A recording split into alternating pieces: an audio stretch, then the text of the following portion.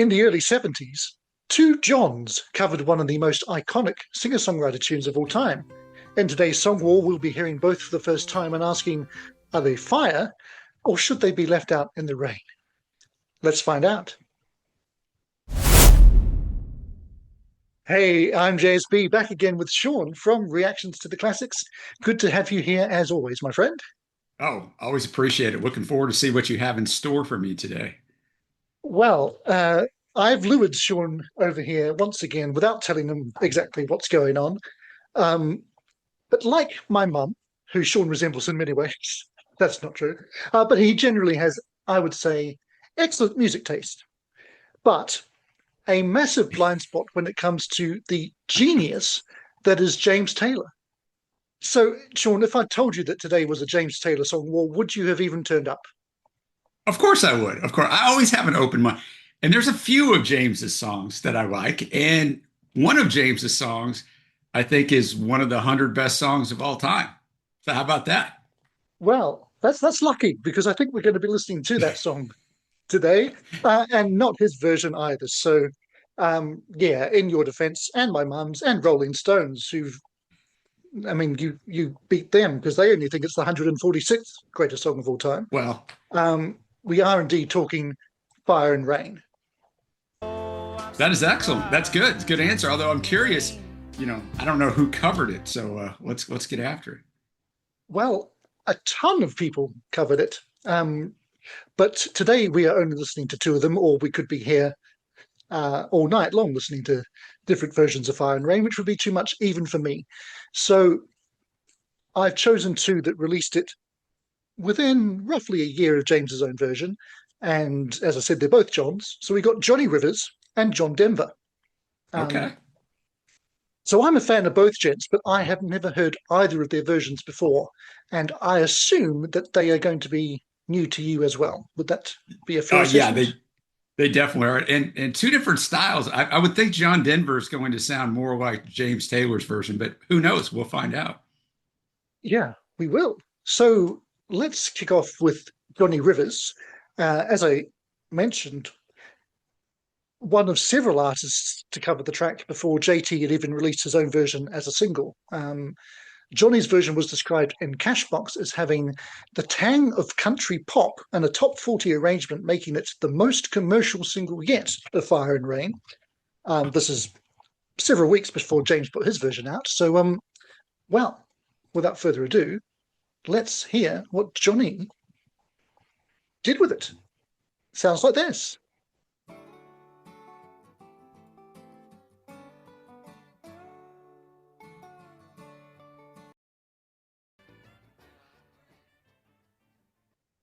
Right. Well, that started pretty much as I expected it to, and then took us in all sorts of interesting places. What did you make of it? Yeah, it pretty much sounded exactly like I kind of figured it might sound. That's why I said I thought John Denver's version might be a little more true to the original. I might be wrong when we hear the next song. Um, as you said, it started out, I mean, he was kind of straight down the middle, and his vocals were pretty much straight down the middle until the last, what, third or fourth of the song. It's one of those things we talk about it all the time. When you know a song so well when it's covered, it's always kind of a little bit of an oddity when they take it a different direction. For me, it loses the power and emotion of the song when you put too much brass and arrangement there. And then it just kind of went off the hinges for me the last 45 seconds. But what about you? What do you think of this? Am I wrong about that? Um, I don't know that you're wrong about it, but I'm not sure that I agree. But then again, I know another version of the song Ah, by Blood, Sweat, and Tears, which is, of course, okay. massively horn laden. Right. So I'm used to hearing the song with horns. I wasn't really Sure. expecting Johnny to go that route, particularly, um, but I enjoyed it. It's not going to knock the original off its perch for me by any stretch whatsoever, but I think he brought enough of a difference to it to make it worthwhile to cover Yeah, I without, don't think it was bad either. I'm surpassing not the saying it was, original. yeah, Hmm. I'm not saying it was bad. It just, it didn't quite work that well for me towards the end. But yeah, I mean, it wasn't bad. No, it was definitely an interesting stylistic choice. Self-produced by Johnny, by the way. I don't know how much you know Johnny Rivers wise. Probably not a lot, I would Not a guess. lot. I mean, I know who he is, but no, I don't know a lot about him. Never covered him on the channel or any of that stuff. Well, he's an interesting guy, and I think kind of overlooked these days, and not really so because I mean, in the '60s he had a massive string of hit singles, most of Yeah. which were covers, but he did, funnily enough, the one song that he released as a single that he wrote himself was his only number one hit, "Poor Side of Town." Um, but he also, I mean, he was one of the organizers of the Monterey Pop Festival. Okay. He basically discovered Jimmy Webb.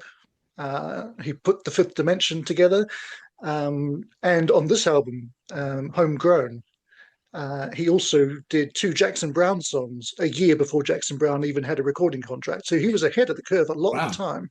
Yeah. Um, a really interesting character. Uh, and yeah, I was looking forward to that one. And I can't say really disappointed, but I was also not expecting it to go, oh, wow, that's the best take of the song ever. And nor am I expecting that from our next gentleman, to be honest. And that is, of course, John Denver, who is another fantastic artist, but um, one who it's actually a strange, um, what's the phrase I'm looking for? Difference, but that's not the word I was looking for. I was looking for a better word than that. But if you look at his career and James Taylor, James is known for, he's kind of the quintessential singer songwriter, whether you like him or not. Um, but apart from Fire and Rain, almost all of his biggest hits were covers, but he didn't do very many. He'd like do one or two per album, and the rest were his own songs. Whereas John, almost all of his hits were songs he wrote himself or co-wrote, but a lot of his albums are half covers and half originals. I mean, it's the '70s where you expected to churn an album out every six Yeah. to 8 months, and how do you come up with the material? Well, you can't. So you've got to either do covers or, as John also did, get songs from your band members into the mix. Um, so this is from Poems, Prayers, and Promises from 1971, which is, of course, the album that yielded his breakthrough hit with Take Me Home, Country Roads. Uh, but yeah, and there's a cover of Let It Be on here. There's a cover of McCartney's Junk. Um, but yeah, that's not what we're listening to. We're listening to him doing JT and trying to work out if we like his version or Johnny's better of these two. So let's give it a listen. No.